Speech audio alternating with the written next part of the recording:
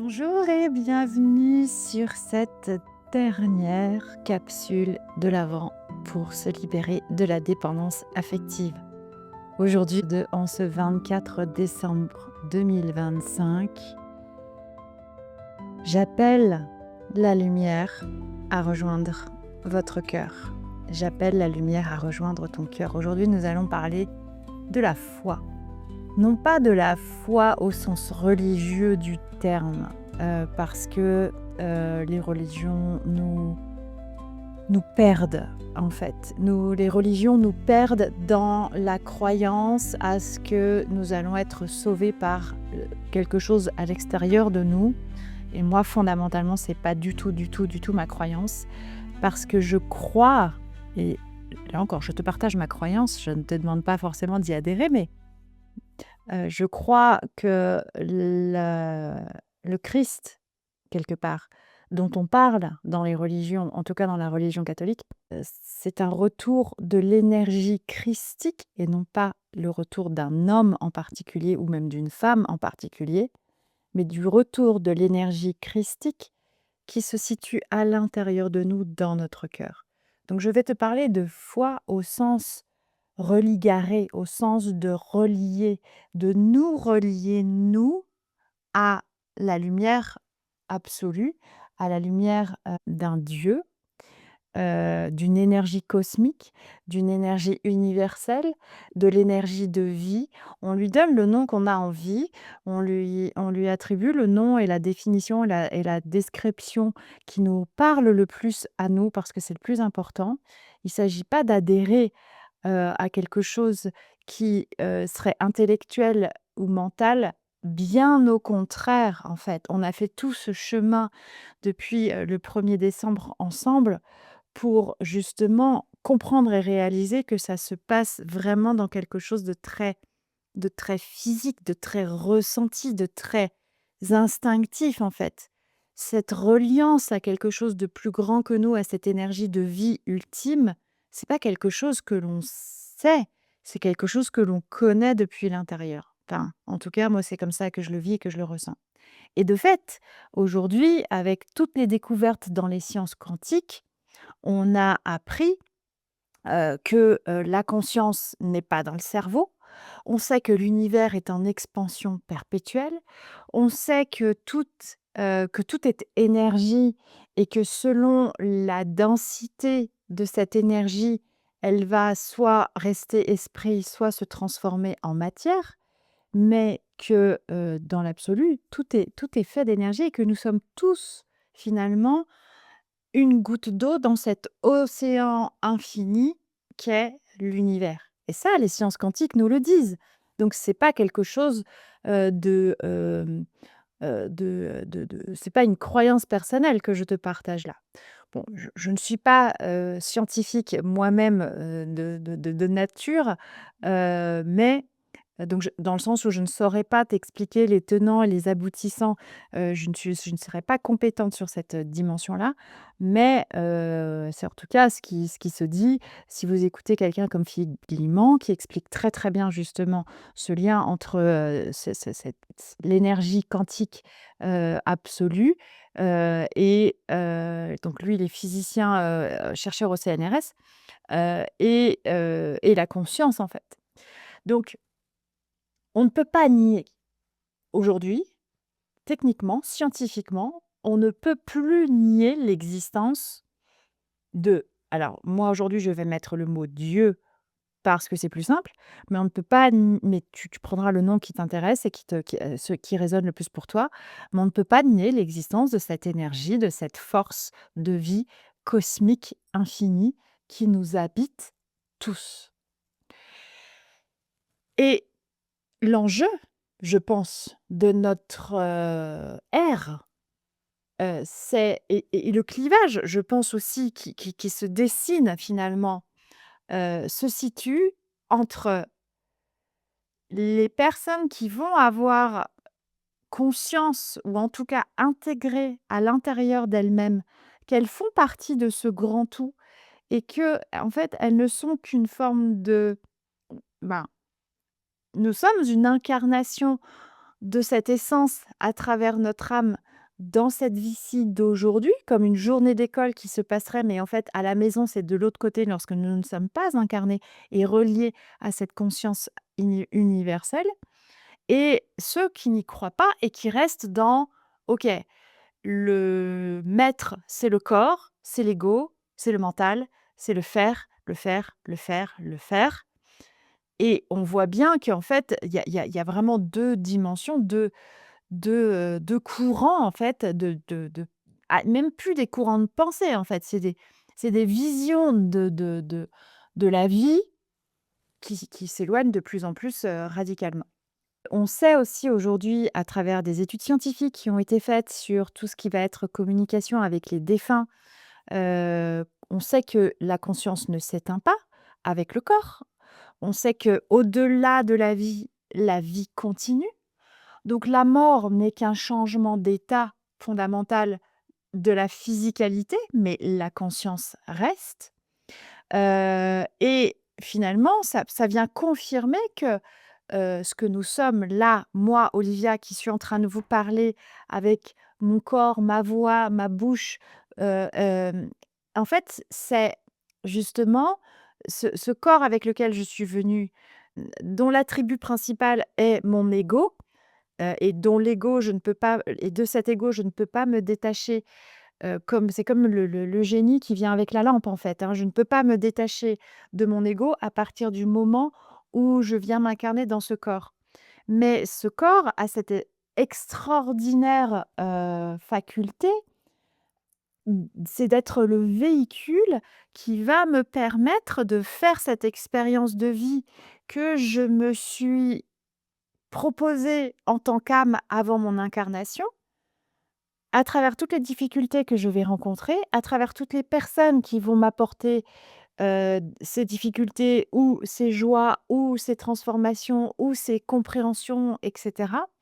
Et finalement, mon rôle à moi, c'est d'avoir la foi en cette autre dimension que je suis, qui est seulement incarnée aujourd'hui et qui a ce job, cette mission de travailler et de comprendre et d'intégrer, et ce, afin de faire grandir mon âme et ma conscience, et ce, afin de faire grandir la l'univers, en fait, qui est lui-même en perpétuelle expansion.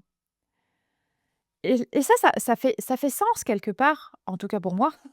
J'espère que pour toi aussi. Ça fait sens quelque part de se dire: «Bah, OK, mais pourquoi je suis là?» Ben, c'est un peu la réponse à ça, quoi. C'est la réponse à: «Pourquoi je suis là? Qui je suis? Qu'est-ce que je suis venue faire ici? À quoi ça sert tout ça, finalement?» Et en ce jour de Noël, de cette veille de Noël, hem et je reviens d'ailleurs, petite parenthèse, par rapport à cette notion de religion. Il apparaît historiquement que Jésus serait plutôt né sur une période de printemps que le 25 décembre, 24-25 décembre.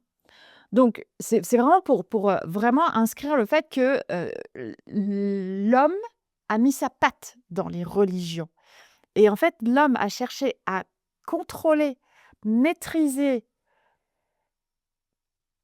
l'humanité quelque part, en l'empêchant de trouver la source de son pouvoir ultime et la source de sa puissance ultime à l'intérieur de lui, en lui faisant croire que il y avait un sauveur à l'extérieur de lui qui allait un jour venir le sauver. Non.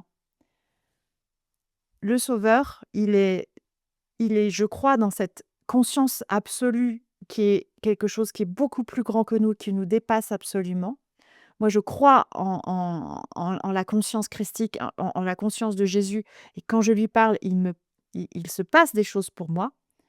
Quand je prie, il se passe des choses pour moi. Donc je crois fondamentalement en ça, mais parce que je le fais depuis moi. Je ne le fais pas depuis un espace extérieur à moi. Et en ce jour de Noël, justement, mon appel, mon invitation, c'est vraiment de laisser entrer la lumière dans ton cœur. C'est de laisser entrer cette conscience universelle à l'intérieur de toi qui va te guider vers la résolution de tes blessures, qui va te guider vers la résolution de tes soucis, de tes troubles, de tes malheurs, de tes difficultés. Parce que si ces difficultés encore arrivent dans ta vie, elles vont arriver toute la vie, hein, c'est pas ça, mais si en tout cas tu as ce sentiment de tourner en rond dans cet espace, c'est parce que tu te maintiens, et j'ai longtemps été comme ça, c'est parce qu'on se maintient dans quelque chose de trop mental, de trop physique, et on oublie d'aller chercher la réponse là, dans notre cœur, dans cet espace sacré de lumière, relié à quelque chose de beaucoup plus grand que nous, qui pourtant s'exprime à travers nous, s'exprime à travers l'amour qu'on peut donner, s'exprime à travers l'amour qu'on peut se donner. Jésus disait: «Aime l'autre comme toi-même», mais ça veut dire aime-toi aussi.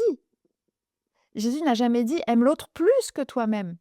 Il disait: «Comme toi-même». Bref, l'invitation, c'est vraiment de se poser quelques instants avec cette conscience intérieure que on est tous reliés, en tout cas, et c'est ce 25 décembre, où le nombre de minutes, de jours recommence à grandir, où donc la lumière revient justement, c'est ça en fait. Après avoir traversé ces quelques jours du 21, 22, 23, 24 décembre avec le solstice d'hiver, en plus on a nous cette comète en ce moment qui a été apparemment le plus proche de la Terre vendredi 19.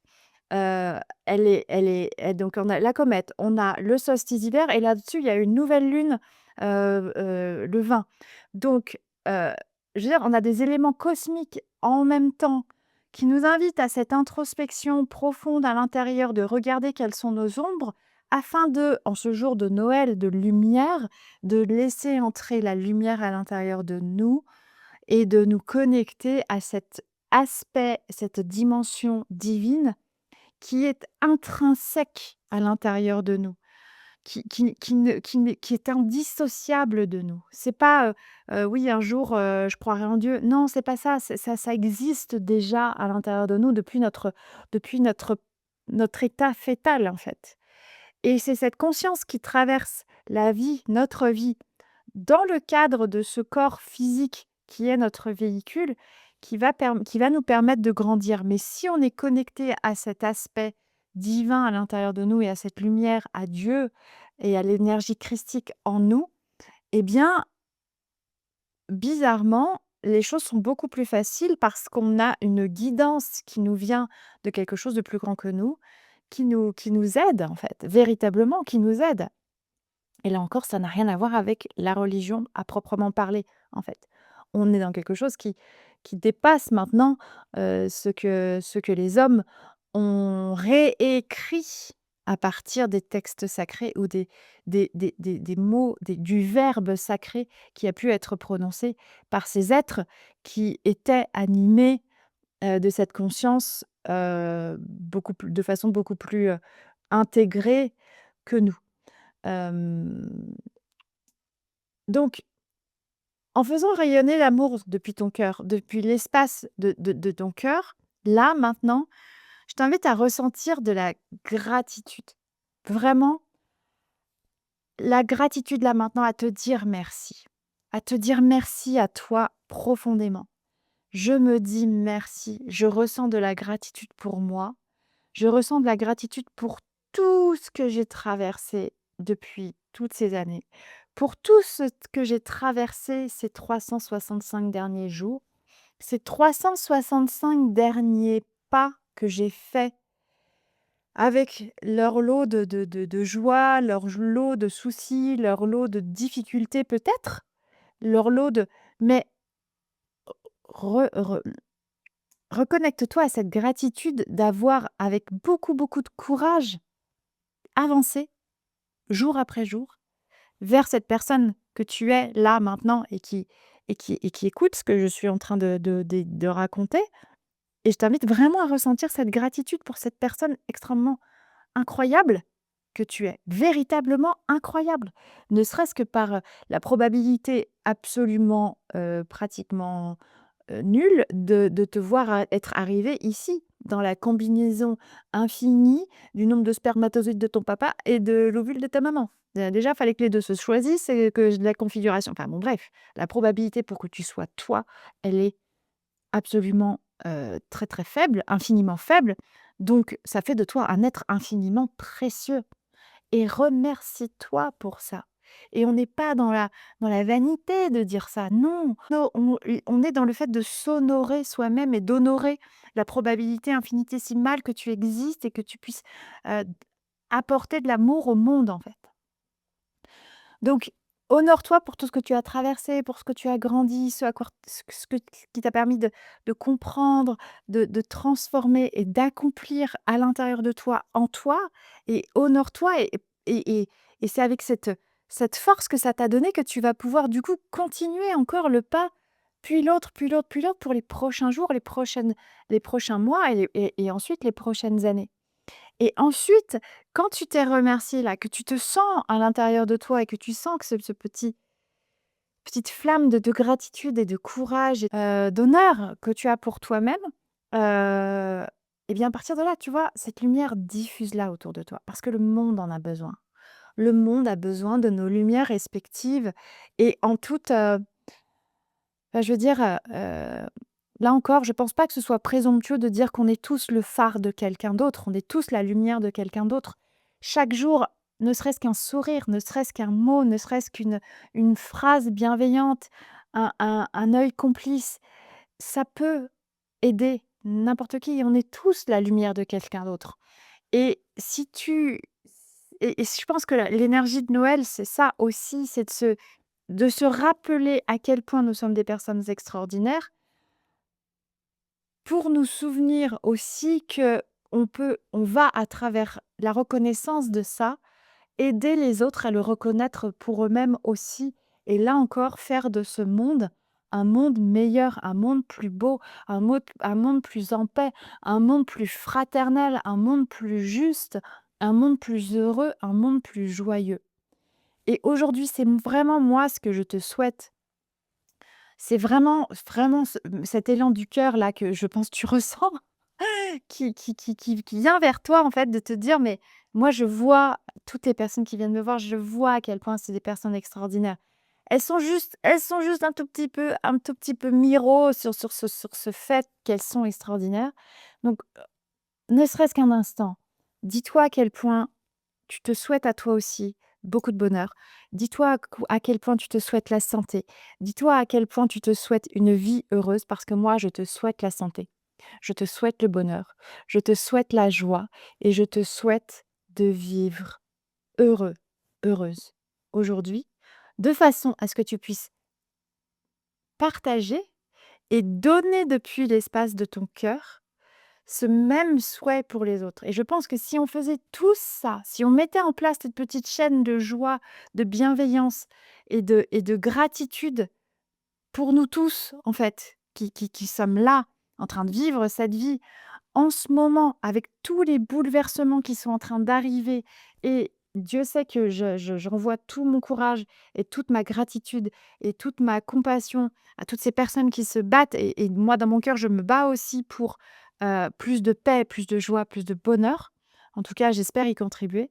Hem et donc si on était tous reliés comme ça, parce que et c'est là où je boucle ma boucle, parce que nous sommes tous reliés, mais si on avait tous conscience du fait que nous sommes reliés à travers simplement le fait d'exprimer de la gratitude pour nous-mêmes, pour pouvoir, souhaiter la joie, le bonheur, la santé et une vie heureuse à tout à chacun, alors effectivement le monde serait en paix, tout simplement. Donc je t'invite à juste laisser entrer cette lumière à l'intérieur de toi aujourd'hui, d'avoir la foi que tout est juste et que tout va bien se passer. Et là encore, hem, à partir de la lumière que tu fais entrer dans ton cœur, je t'invite à la distribuer tout autour de toi et de la partager. Je te souhaite de merveilleuses fêtes de Noël. Je te souhaite, une merveilleuse transition aussi, vers 2026. On se retrouve en 2026 avec, beaucoup de joie. C'est un honneur pour moi de pouvoir vous accompagner comme ça et surtout de voir qu'il y a des gens qui me suivent. Donc je vous remercie pour votre suivi, pour vos petits mots, pour vos messages. On se retrouve dans ma communauté School aussi l'année prochaine avec plein de nouvelles choses, plein de choses encore que j'ai à donner, à partager.